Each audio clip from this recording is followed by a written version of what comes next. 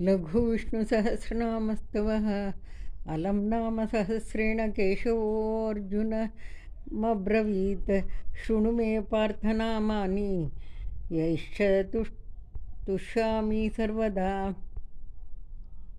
केशवः मम पुण्डरीकाक्षः स्वयंभूर्मधुसूदनः।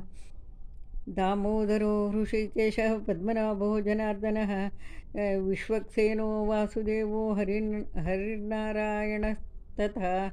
अनन्तश्च प्रबोधश्च सत्यः कृष्णः सुरोत्तमः। आदिकर्ता वराहश्च वैकुण्ठो विष्णुरच्युतः।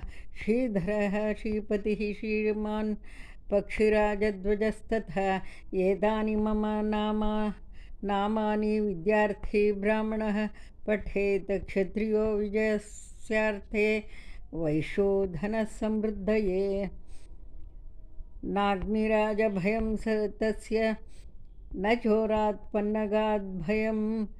राक्षसेभ्यो भयं नास्ति व्याधिभिर्नैव पीड्यते।